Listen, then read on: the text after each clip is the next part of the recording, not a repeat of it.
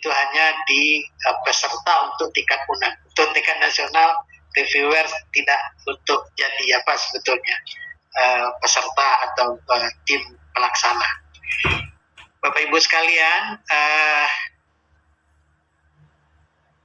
dari apa yang ini saya coba gambarkan sedikit melalui slide ini. Nanti kita mungkin lanjutkan dengan diskusi. Ini adalah skim ya. Recording in progress. Program pengabdian kepada masyarakat yang ada di DRPM di Kemendikbudristek ya. Saya akan fokus pada program monotahun. Tahun belakangan ini karena adanya pandemi COVID, maka monotahun yang dibayar itu hanya program kemitraan masyarakat dan kemitraan masyarakat stimulus. Nah, bedanya ini hanya yang pertama itu untuk PTN, yang program kemitraan masyarakat stimulus itu untuk PTS. Nah, multi tahun nanti akan lebih dijabarkan oleh Bu Prof. Badni ya. Nah, ada garis-garis ya yang menjadi perhatian kita di dalam membuat proposal pengabdian kepada masyarakat ini. Nah, yang pertama ini bukan penelitian. Nah, ini juga harus kita perhatikan, bukan dalam bentuk penelitian, survei atau uji coba. Nah, kemudian juga judul yang menarik dan inovatif. Nah, jadi saya bisa gambarkan Bapak Ibu bahwa ada ribuan judul atau proposal yang disubmit dari Indonesia. Bahkan setiap reviewer itu, saya kalau nggak salah tahun lalu itu dapat sekitar hampir 200 gitu ya. 200 proposal yang harus direview gitu. Nah, jadi sudah pasti mereviewnya tidak seperti kita membaca skripsi dari atau tesis dari mahasiswa bimbingan kita yang diplototin satu persatu. Jadi lebih kepada hanya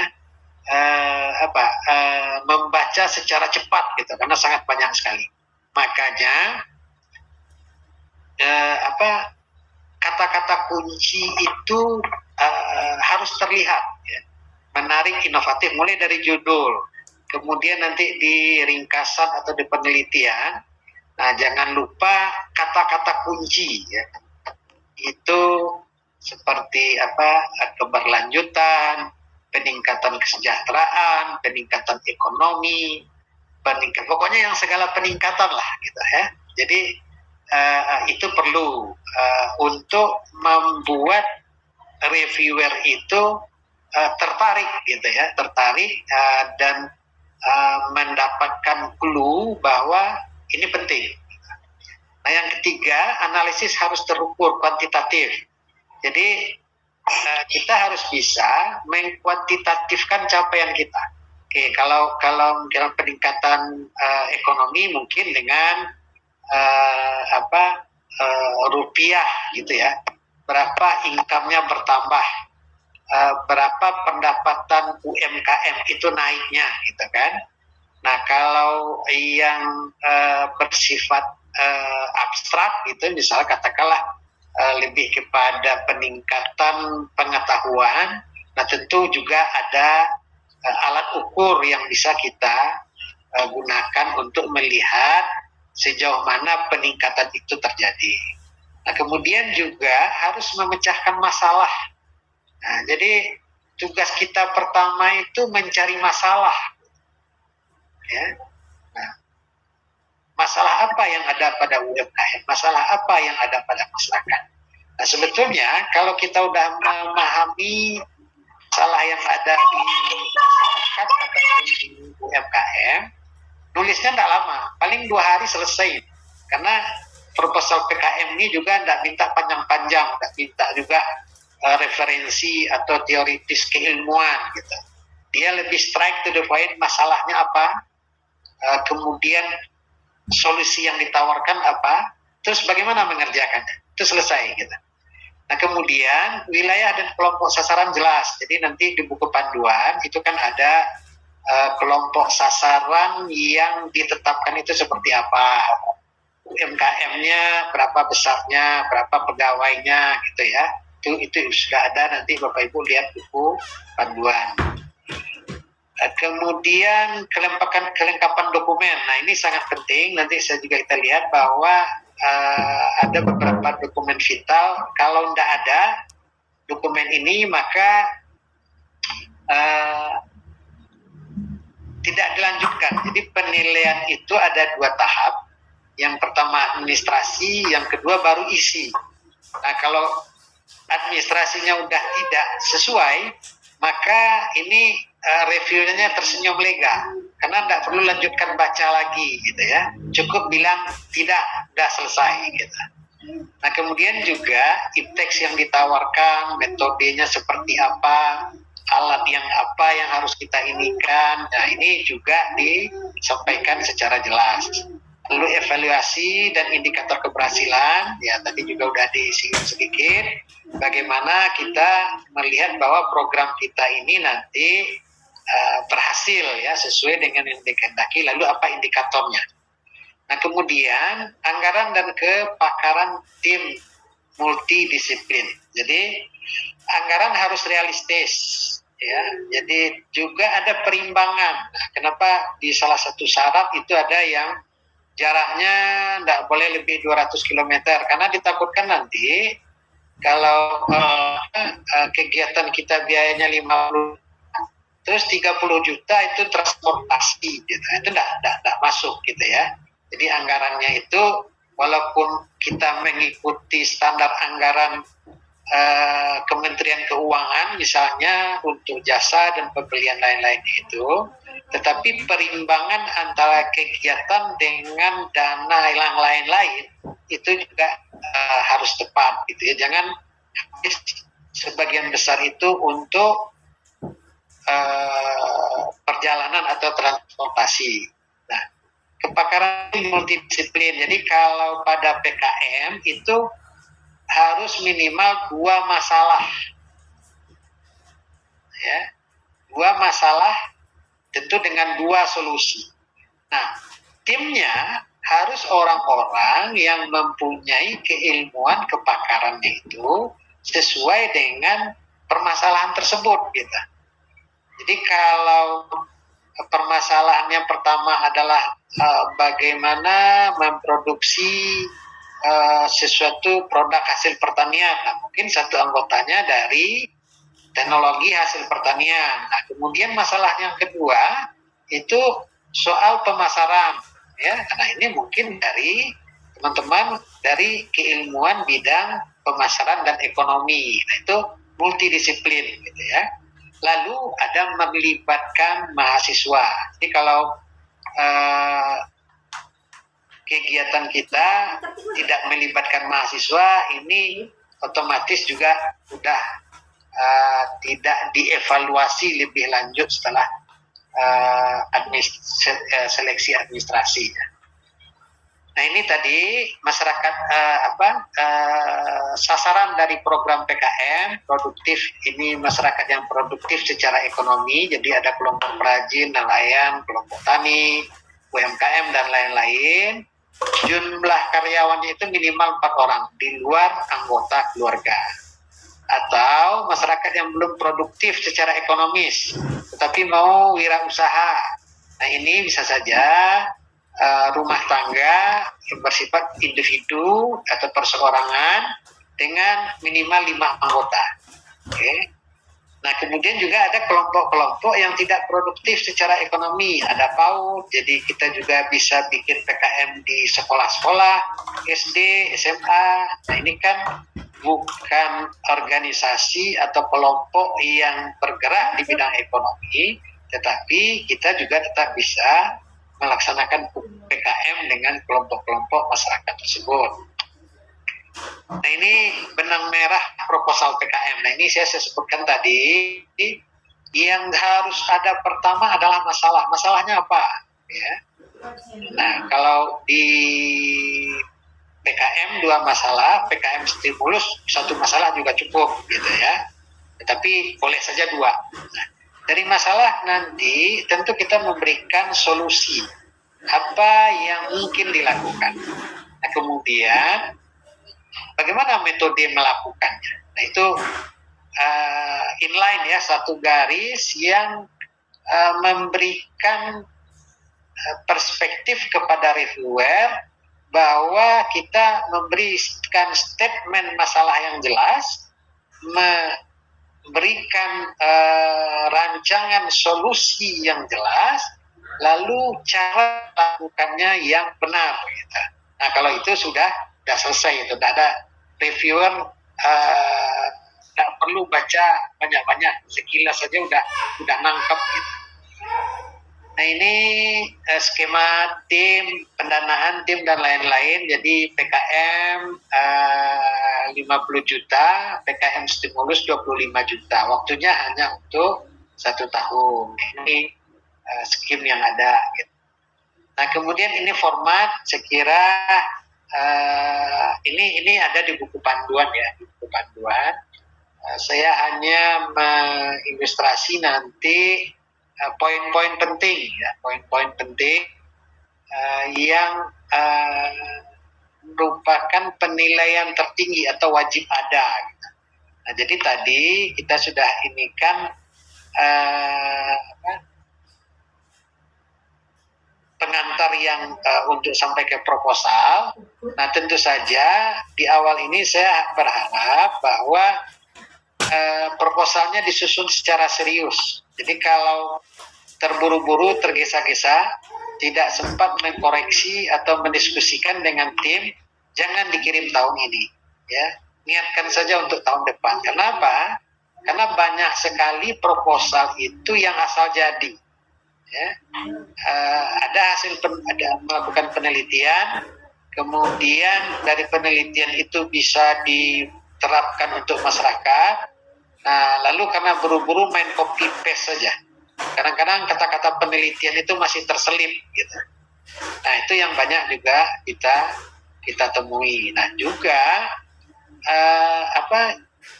pengusul itu atau timnya orang-orang yang memiliki rekam jejak di permasalahan tersebut gitu. Ya, jadi kalau saya berbicara mengenai kesehatan itu tidak tepat gitu. Tentu harusnya teman dari Kesmas atau kedokteran gitu. Jadi kalau saya bikin proposal untuk kesehatan, saya harus bawa orang yang di tim saya itu yang mengerti itu. Jadi keilmuannya itu relevan gitu ya. Kemudian lanjut, nah ini format, ringkasan, pendahuluan. Jadi kita lihat bahwa proposal PKM ini simple gitu. Kalau dulu dibatasi 12 halaman aja cukup gitu kan, tapi sekarang dibatasi dengan maksimal kata-kata yang ditulis. Jadi tidak banyak, ringkasan 500, pendahuluan 2000. Sebenarnya tidak terlalu banyak ini yang tidak terlalu tebal gitu ya. Nah, lebih kepada yang banyak itu adalah metode pelaksanaan teknis kita itu seperti apa yang akan kita lakukan. Nah, tentu yang paling utama ini luaran dan target capaian. Jadi nanti kita lihat luaran dan target capaian seperti apa. Anggaran disusun secara rinci, kemudian juga mengacu kepada standar Menteri Keuangan gitu ya, jadwal pustaka dan lain-lain. Nah, ini format persetujuan. Nah, ini nanti kita harus mempunyai mitra. Nah, ini dibuktikan dengan persetujuan atau adanya surat perjanjian dengan mitra gitu ya. Nah, yang perlu juga di sini saya tekankan tanda tangan sama materainya. Nah, ini masih yang lama ini, materai 6.000. Sekarang udah 10.000 ya. Jangan itu crop and paste gitu. Ya, jadi banyak proposal yang kita temukan bahwa semua tanda tangan itu jangan crop and paste, karena itu gampang melacaknya. Bisa dilacak walaupun sudah dijadikan PDF, dengan di blok aja itu bisa terlihat bahwa ini crop and paste. Jadi yang semua tanda tangan termasuk di CV saya sarankan itu ditandatangani hard copy-nya, kemudian baru di scan. Scan-nya baru dimasukkan ke Word. Word-nya baru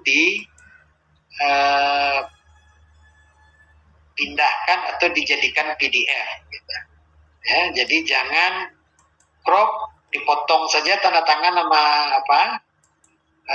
biar simpel. Disuruh saja mitra itu menandatangan di lalu kirim ke WA, di crop itu masukkan ini, nah itu akan ketahuan nanti. Itu tidak boleh gitu ya. Kemudian, nah ini juga gambaran iptek nanti apa yang iptek yang diberikan untuk solusi. Lalu peta lokasi, ingat ini peta lokasi, silakan gunakan aja Google Map gitu ya. Dari posisi kita di kampus ke lokasi mitra. Jangan bikin sketch. Ya, jangan bikin sketch gitu. Kan ada digambarkan aja melalui sketsa jalan ini semua. Nah, yang paling penting lagi itu juga di peta lokasi, kalau kita gunakan Google Map itu ada jarak gitu ya. Nah, kalau dalam prosesnya Bapak Ibu tidak terlihat jarak, maka tuliskan di bawahnya bahwa jarak ke lokasi itu mitra kita itu sekian kilometer gitu. Nah, ini juga proses persetujuan usulan itu sudah ini. Nah, ini ringkasan usulan. Nah, di sini ini yang awal akan dibaca oleh reviewer. Ya. Makanya di sini seperti yang saya sampaikan, jangan lupa masukkan kata-kata kunci yang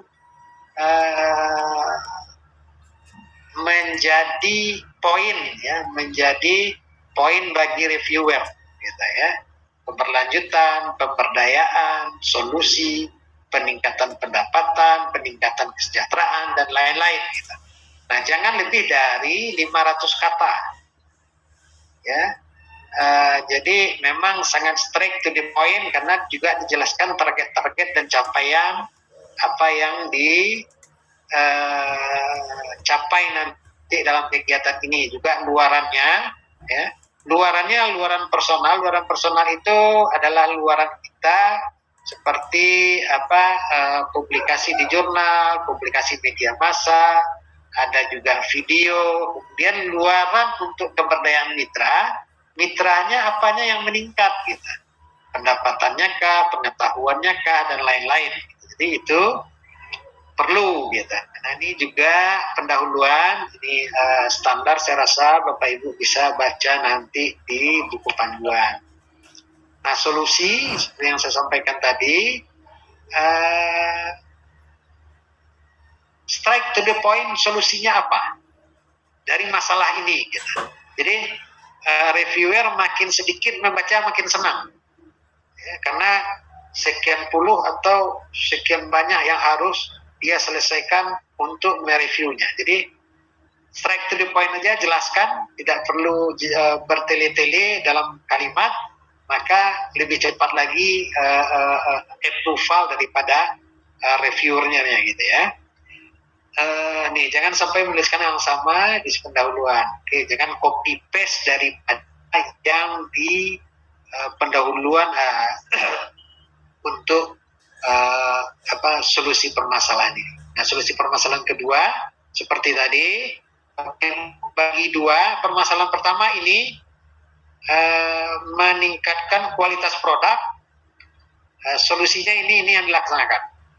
Permasalahan kedua, pemasaran. Solusinya ini yang dilakukan. Itu jelas gitu ya. Jadi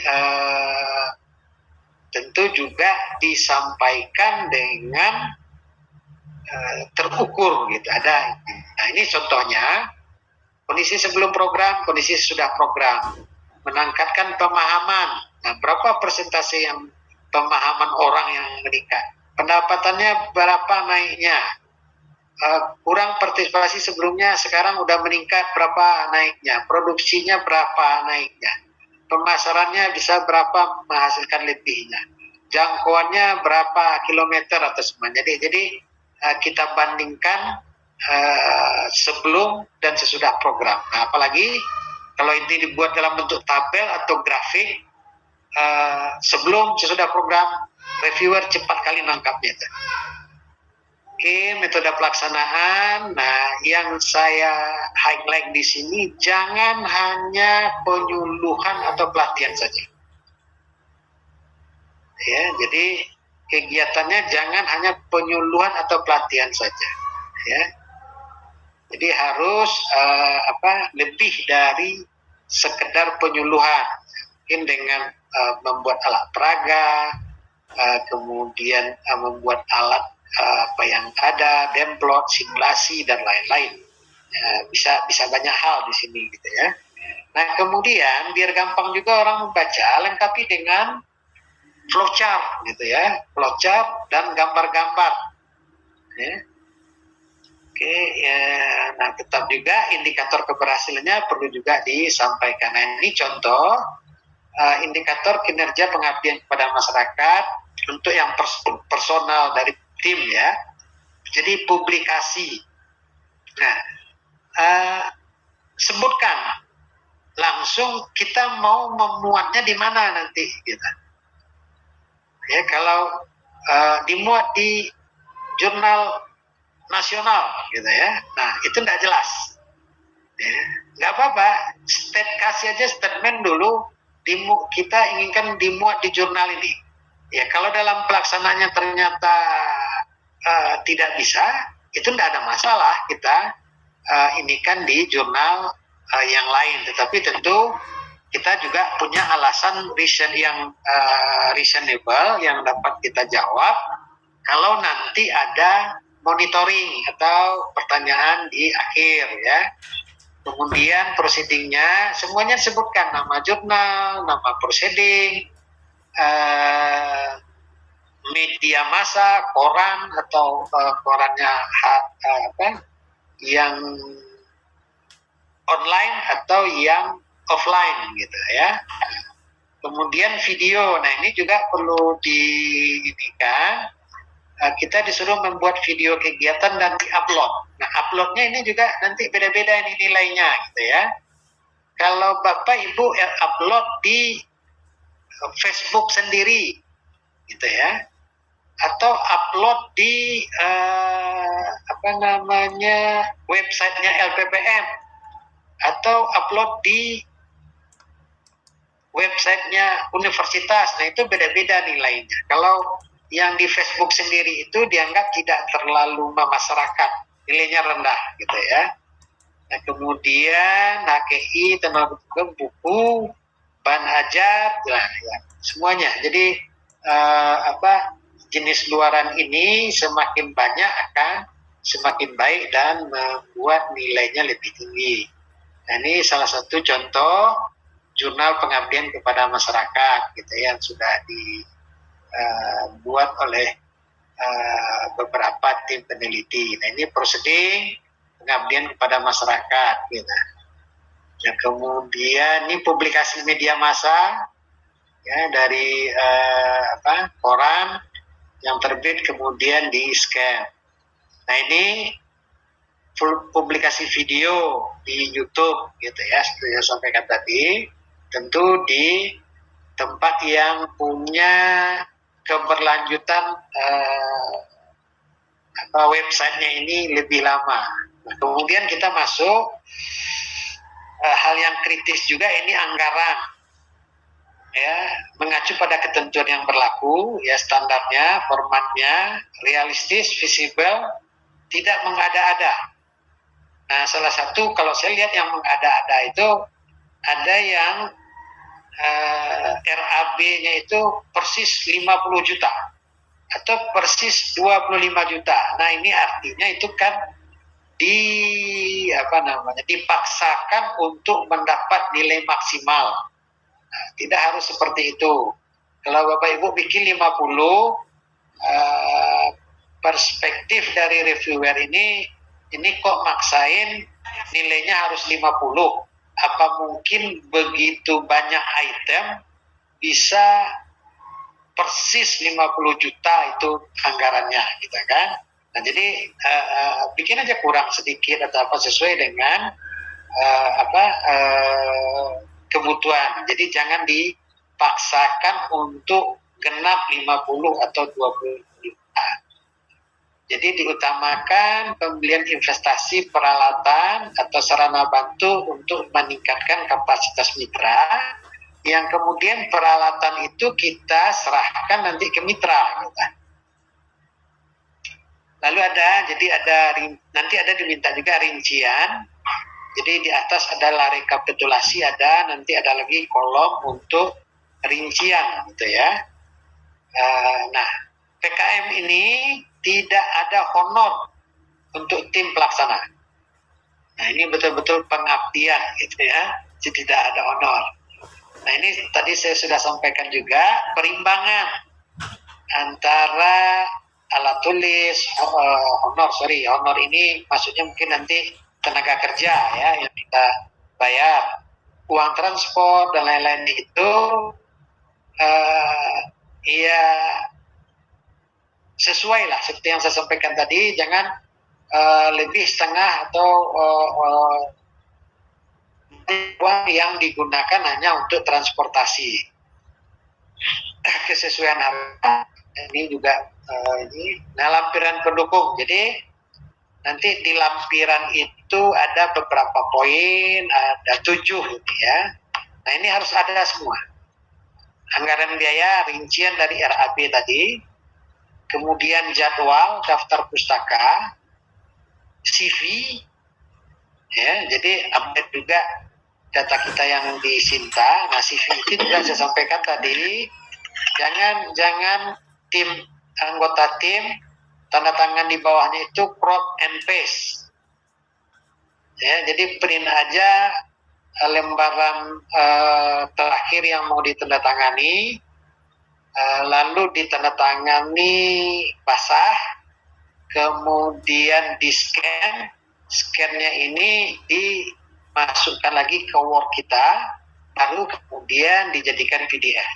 Ya, nah itu yang ini. Jangan kalau tanda tangan ini crop and paste itu dianggap orang yang kedua ini tidak tahu, tim kita tidak tahu, gitu ya. Jadi itu yang perlu dilakukan. Gambaran iptek, peta lokasi. Nah, saya sampaikan tadi, peta lokasi harus ada, jarak kecil dari 200. Itu peta lokasi ya, bukan sketsa lokasi yang ditulis tangan.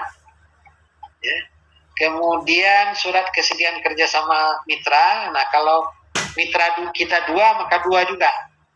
Oke. Basah gitu ya, tanda tangannya. Tidak crop and paste.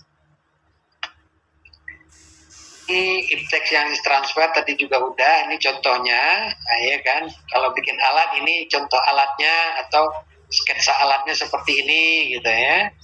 Ini contoh peta lokasi ya. Nah, seperti ini kan sudah menggambarkan. Nah, ini 41,3 1 jam 30 menit. Nah, bisa gambaran bagi reviewer itu di mana lokasinya. Nah, ini surat kesediaan mitra ya. Ini satu lagi tadi berulang kali saya sampaikan, tanda tangan, cap dan materai harus asli, kemudian baru di scan ya. Jangan di crop ininya saja, tanda tangan nama materainya saja lalu ditempel. Itu pada tahap pertama saja, pada evaluasi administrasi saja itu sudah dinyatakan tidak lulus. Jadi saya sampaikan tadi ada 2 tahap. Pertama, evaluasi administrasi. Ini pertanyaannya, tim pengusul mempunyai multidisiplin sesuai dengan bidang yang diusulkan. minimal 2 kompetensi untuk PKM, 1 kompetensi untuk 2 kompetensi juga boleh untuk ya, tetapi masalahnya boleh 1 gitu ya. Kalau jawabnya iya, oke. Ketua pengusul mendapatkan pendanaan PKM kurang dari 3 kali, ya. Mitra sasaran ketentuan kriteria sasaran, jarak mitra, jumlah bidang masalah, iya. Melampirkan dokumen mitra sasaran, iya. Jika salah satu ada saja jawabannya yang tidak, maka reviewer dengan senang hati tidak akan melanjutkan untuk membaca proposal.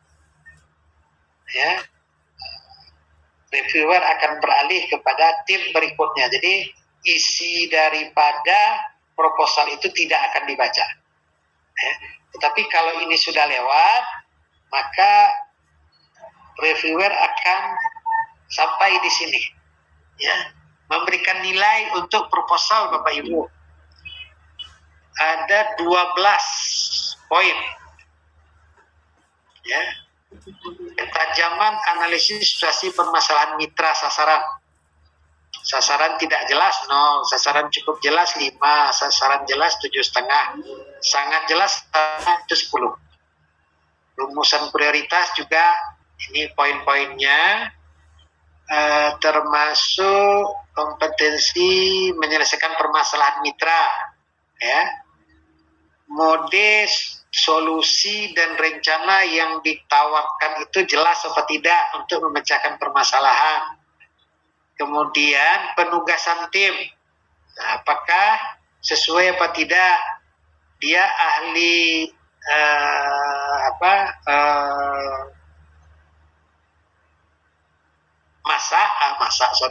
dia ahli dalam pengolahan hasil pertanian, lalu tugasnya adalah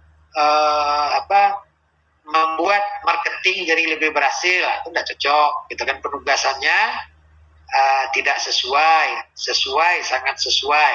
Okay. Iptek yang ditawarkan bukan dari hasil penelitian pengusul atau 7,5. Ya, kualitasnya baik, cukup baik. Kalau baik 10. Kalau dari hasil penelitian kita sendiri atau tim, nah jadi di awal itu jangan lupa memberikan statement bahwa apa yang kita tawarkan untuk UMKM ini, masyarakat ini adalah berdasarkan hasil penelitian tim yang dilaksanakan ini, ya, itu nilainya paling tinggi 15. Oke. Artikel kita submit di mana, kemudian media massa cetak atau elektronik.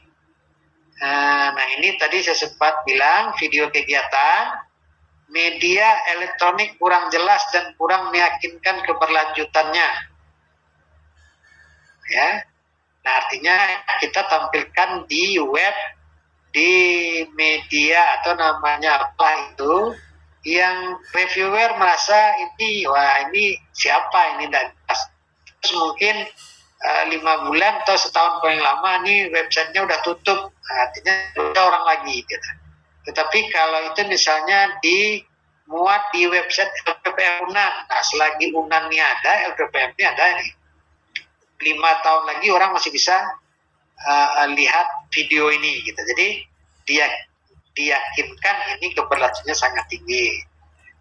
Kemudian peningkatan keberdayaan mitra. Nah, hasil apa yang diperoleh oleh mitra itu juga menjadi penilaian. Kewajaran tahapan capaian luaran wajib. Nah, kemudian kesesuaian jadwal pelaksanaan.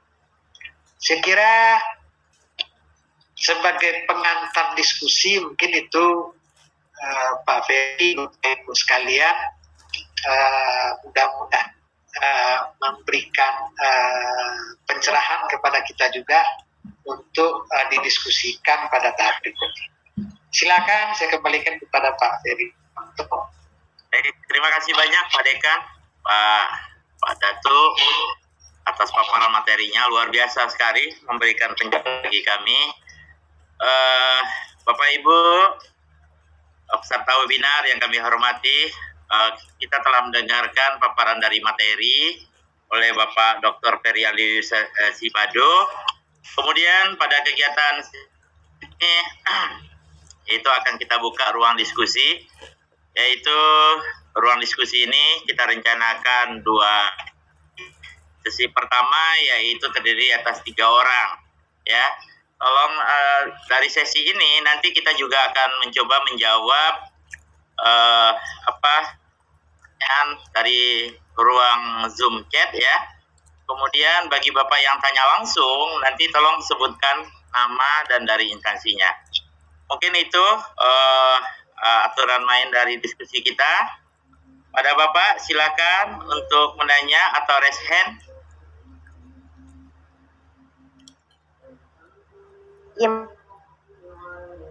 Ya, 1 Ibu Yulia. Ya, makasih. 1 lagi, ada lagi Bapak Ibu? Yulia, ya. Izin bertanya Pak Ferry. Ibu Rahmi, ya. Ya Pak. Oke. 1 lagi ada Bapak Ibu? Pak Ziko tadi Pak. Pak Ziko. Baik. Pak Ardi, Pak Ferry dari FISIP. Pak Ardi dari FISIP. Oh ya, Pak Ardi, ya. Ardi rupanya Pak Re, ya. Baik, ini ada 3 ke pertanyaan pertama. Kita silahkan dengan hormat pada Ibu Dwi Yulia. Kan instansinya ya Bu. Makasih. Makasih Pak Ferry. Ya. Assalamualaikum warahmatullahi wabarakatuh. Pak juga Bapak Ferry, ya, Bapak Ferry Datuk, ya, Datuk Spado. Ya. Izin bertanya Pak, itu untuk trik-trik judul ada nggak yang bisa bikin reviewer tertarik dengan topik kita Pak? Saya judulnya apa yang kekinian yang membuat reviewer nanti tertarik dan membaca sampai habis dan mengokekan proposal kita Pak. Yang kedua itu apa saja bentuk yang benda-benda yang bisa kita berikan ke, tadi kan tidak hanya pendidikan, tidak hanya penyuluhan, tetapi bisa kita berikan berupa untuk menambah income bagi mitra kita. Itu trik-trik bendanya apakah berupa mesin atau berupa pemancing aja Pak. Makasih Pak Bri. Assalamualaikum warahmatullahi wabarakatuh. Ya, mungkin bisa langsung disikapi Pak Datuk. Baik, Bagaimana terima ciri kasih. judul yang menarik? Terima kasih Bu Dwi Yulia. Jadi seperti yang saya sampaikan di awal, yang judul ini kan yang pertama dibaca dan membuat orang langsung memberikan persepsi gitu ya. Ya, langsung terpesona gitu Pak. Kemudian bisa jadi ini saya lihatkan beberapa contoh. Nah, ini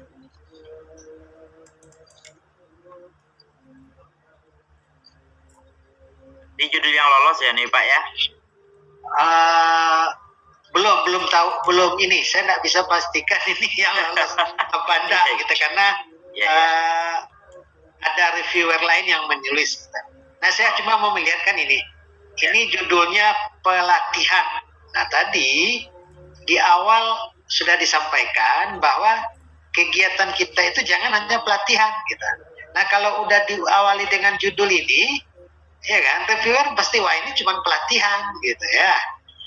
Ini yang bagus ya. Meningkatkan imunomodulator masyarakat.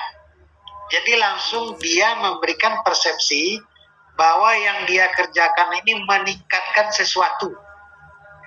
Meningkatkan itu berarti membuat sesuatu lebih baik gitu. Ya. Nah, itu contohnya. Jadi itu tadi kata-kata kuncinya peningkatan, penambahan, pokoknya sesuatu yang menggambarkan bahwa ini akan menjadikan hal yang lebih baik. Nah, itu saya kira kata kuncinya. Nah, ini terlalu datar. Ini tidak tahu. Ini urban farming kelompok wanita tani, hidroponik. ini pendampingan. Nah ini juga belum terlalu kuat ini. Yang paling kuat tuh ini meningkatkan gitu ya. Nah, kira-kira seperti itu Bu gitu ya. Dari trik judul kita itu memberikan persepsi terjadi keadaan yang lebih baik, terjadi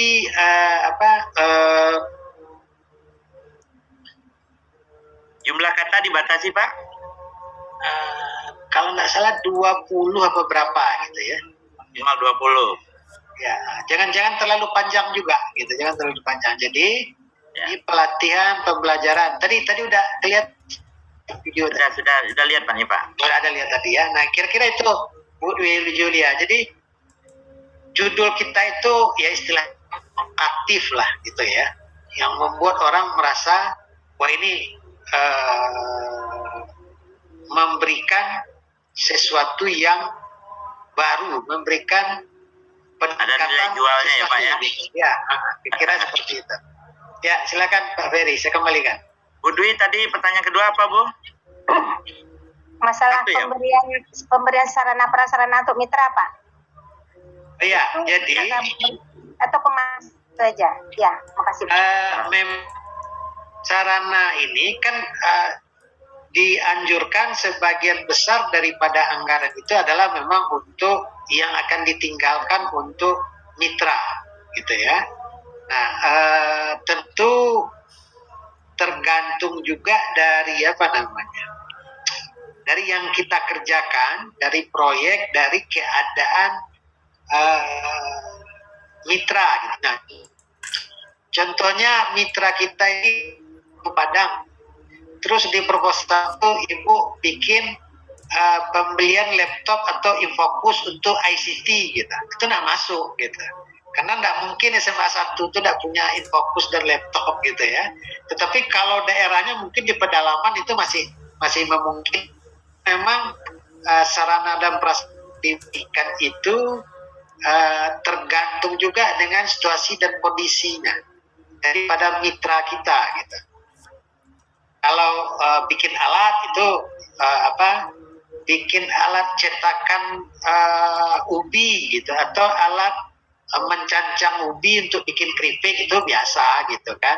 Nah, tetapi kembali kepada mitra tadi, mitranya siapa gitu.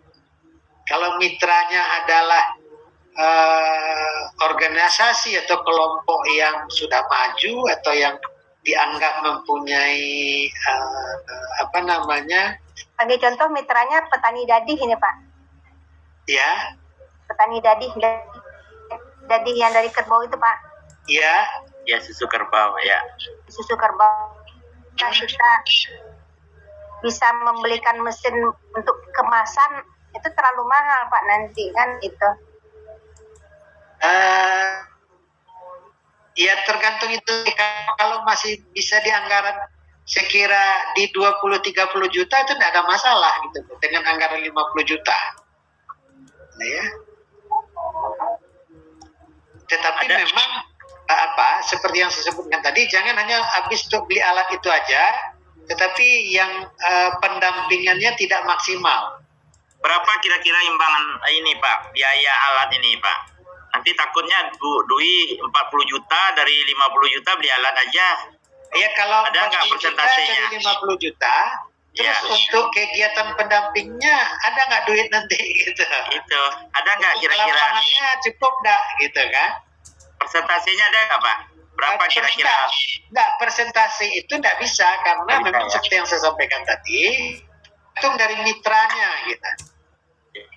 Ya, tergantung dari mitranya. Nah, boleh saja mungkin nanti kalau mitra ikut karena dananya mungkin lebih dari 50 juta, lalu mitranya ikut nyumbang lah dalam bentuk misalnya tambah untuk konsumsi, untuk apa dan lain-lain, itu boleh saja dimasukkan. Jadi sangat itu sekali Bu, sangat fluktuatif ya, tergantung mitra. Ya kan, kalau mitranya memerlukan itu dan tidak punya kemampuan, nah reasonable. Tetapi juga kegiatan ibu kan bukan cuma beli alat, gitu. Ada ke lapangan, pendampingan, ya kan. Kemudian juga untuk dimuat di jurnal di mungkin memerlukan biaya. Nah itu juga ya saya pikir kalau dana 50 juta ya 20 sampai 30 juta untuk beli alat itu masih reasonable lah gitu. Tapi kalau sudah 40 juta pertanyaannya itu muncul lagi nanti beliin alat terus dia enggak gerak ke lapangan lagi. Diantar alat itu udah selesai kan? Nah kira-kira seperti itu. Silakan. Iya. Baik, terima kasih Pak Ferry. Kemudian sebelum kita masuk ke Bu Rahmi, ini ada Bapak pertanyaan dari Pak Ardi Abbas ya. Oh iya, Pak Ardi Abbas. Pak Ardi Abbas ini langsung atau disebutkan? Langsung boleh Pak Ferry.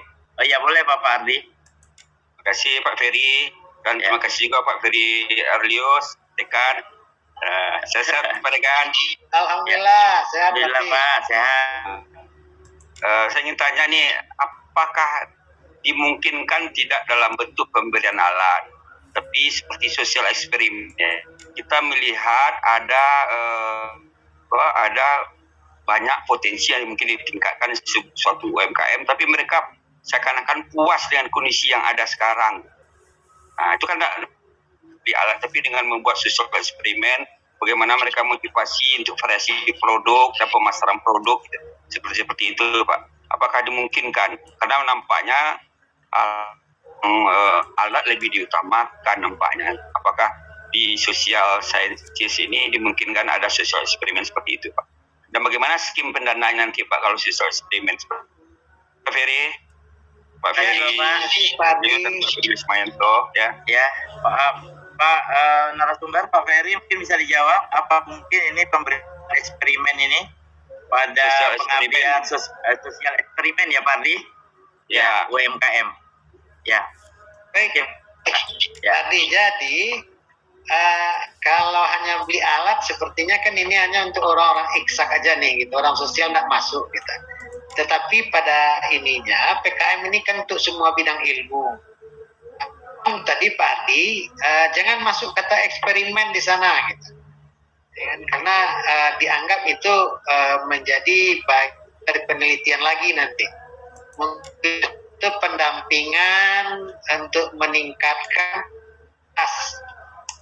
ya, itu kan bisa saja kapasitas dalam mendesain gitu. Nah, yang penting kita kan bisa memberikan suatu bentuk alat ukur, kan itu berhasil. Ya, jadi kata ini tidak harus selalu berat gitu kan, tetapi dengan pendampingan intensif untuk meningkatkan kapasitas, misalnya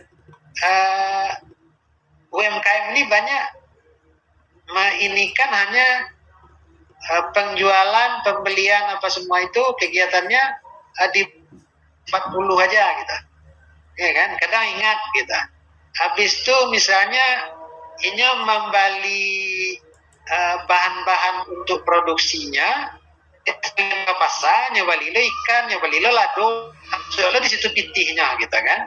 Nah ini perlu dibenahi, ya, manajemen keuangan, pemasaran, kemudian kapasitas itu sendiri.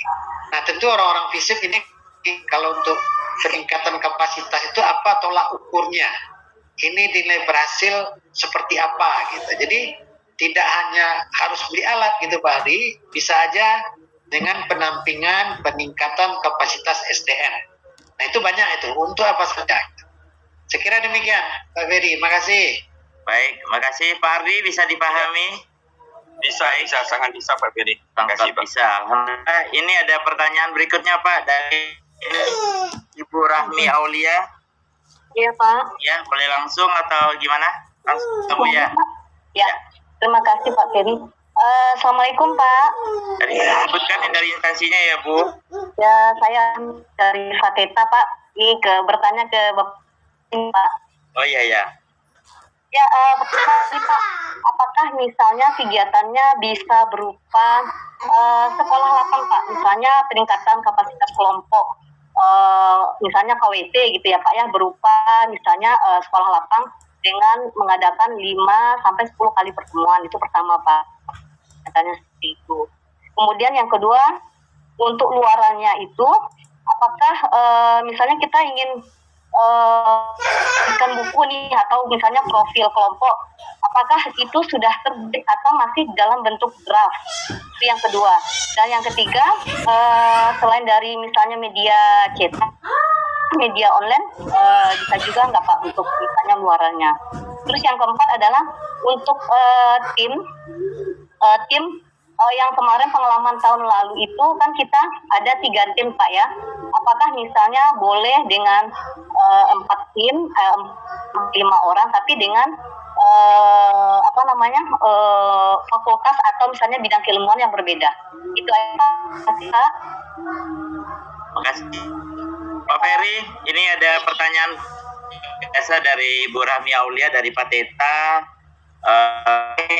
Dia terkait apa pengabdian ini bisa sekolah lapang Pak. Yang pertama, kemudian publikasinya melalui media online, terus luarannya bisa menurut ini Pak hanya bersifat draft.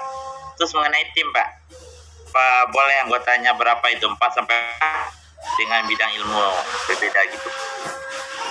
Makasih Pak. Ya. Jadi sekolah lapang boleh saja. Saya kira malah itu salah satu yang bagus gitu ya. Tetapi inti tadi yang apapun yang kita kerjakan, kita harus bisa memberikan penjelasan outputnya itu secara kuantitatif. Ya, jadi kalau kita mengadakan sekolah lapang, artinya kan peningkatan SDM itu. Peningkatan SDM, terus apa alatnya, bahwa yang kita lakukan itu memang meningkatkan SDM peserta. Ya, nah itu diukur untuk dana, kemudian bagaimana kita melihat bahwa itu meningkat. Gitu. Nah kemudian dia boleh saja media online, tidak harus media cetak. Nah, tetapi semakin banyak ini semakin bagus. Jadi ini kan penilaian Rami gitu ya. Luarannya itu tergantung kita maunya apa. Mau draft boleh, tapi nilainya lebih kurang, lebih sedikit dari jadi gitu. Ya kan, sama kayak artikel, ya kan, artikelnya submit atau artikelnya draft gitu ya, itu beda nilai gitu. Jadi nanti lulus tidaknya kita itu kan dari akumulasi nilainya tadi.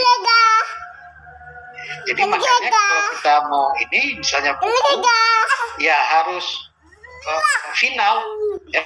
Kalau dicetak tidak mungkin karena ketersambung waktu, tapi itu final tinggal cetak kan. Lalu anggota. Nah,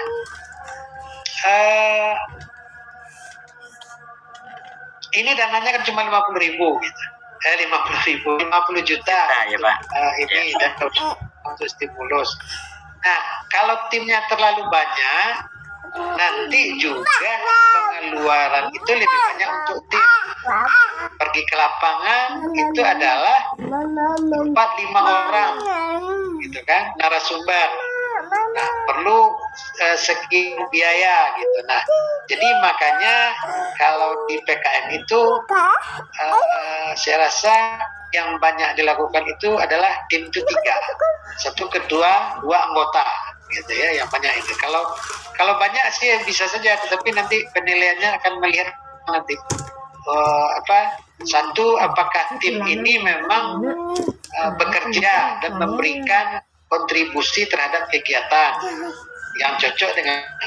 Nah, yang kedua angkanya pada habis untuk transport saja nanti gitu ya. Jadi ya ambillah yang lebih spesifik, hanya memerlukan 2-3 orang dalam satu tim. Demikian Rami, terima kasih Pak. Ada yang tercecer nih Pak, satu lagi nih yang agak mengganjal nih Pak bagi saya. Boleh nggak Pak kita berkolaborasi dengan misalnya pihak lain, apakah misalnya dinas tertentu gitu ya? Apakah itu boleh dilakukan? Boleh, malah dianjurkan. Tetapi kalau dinas, jangan jadikan dinas itu mitra. Artinya boleh mitra, minta juga dia sebagai ini, tetapi kelompok yang jadi mitra kita juga harus ada. Sebagai ini Pak, sebagai mungkin mereka support Pak Dinas dalam apa narasumber gitu Pak. Ya, bisa, boleh saja. Nah, boleh saja. Dan kalau ini misalnya ada dinas, maka nanti di anggaran biaya di RAB itu bahwa pemateri dari dinas honornya gitu ya. Nah, kita ini nol karena dibayar bukan oleh tim pelaksana tetapi oleh dinasnya gitu kan. Jadi kan itu kan melihatkan kontribusi daripada yang lain. Oke Pak, makasih Pak. Ya. Baik, terima kasih Bu Rami, cukup bisa dipahami. Ini ada lagi pertanyaan Pak. Untuk tugas belajar mengajukan skim proposal pengabdian tugas belajar. Saya rasa yang tugas belajar tidak boleh. Tidak boleh ya Pak ya. Ya, yang tugas belajar tidak boleh. Gitu. Oke, ini dari Bu Sylvia Bu Sylvia menanyakan beliau ini sebagai pengabdi lah Pak, baru akan mengusulkan PKM untuk dikti. Terus beliau tanyakan skim apa yang cocok untuk pemula ini Pak. Kemudian beliau juga menanyakan untuk anggotanya boleh bawa senior Pak yang sudah ada track recordnya. Terima kasih. Ya, baik.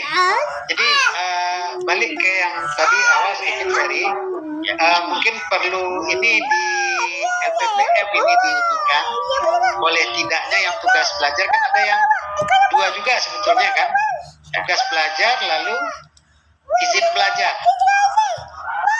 Nah ini mungkin kepada administrasi di LPPM saya rasa boleh tidaknya. Saya tidak sampai ke sana, mungkin nanti tolong dibantu.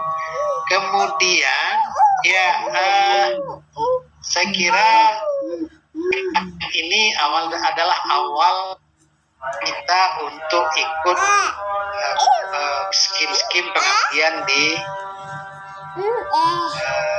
Kemendikbud Ristek gitu ya. Karena ini skim yang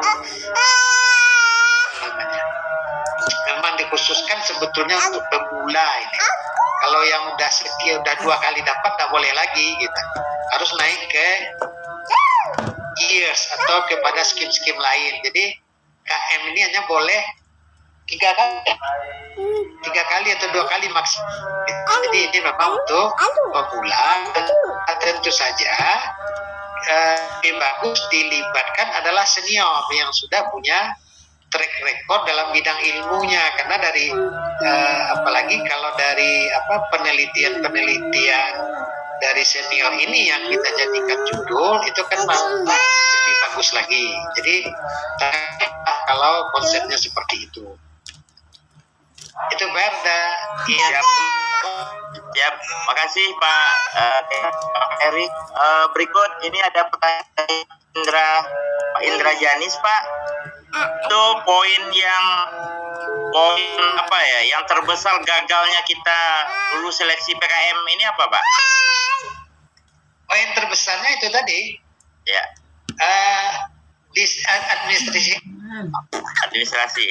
administrasi awal. Ya, kan ada misalnya sudah 3 kali dapat PKM itu tidak boleh lagi. Ya. Kemudian mitra tidak ada. Ya. Permasalahannya timnya itu tidak multidisiplin. Jadi kalau kayak kita orang THP aja 3-3-nya. Sudah itu mitra sasaran tidak jelas. Jadi ada evaluasi administrasi PKM. Ada 4 poin itu. Kalau salah satu jawabannya tidak, proposal tidak dibaca lagi. Nah, kalau proposalnya lewat dari administrasi, maka skor penilaian tertinggi itu pada kualitas iptek yang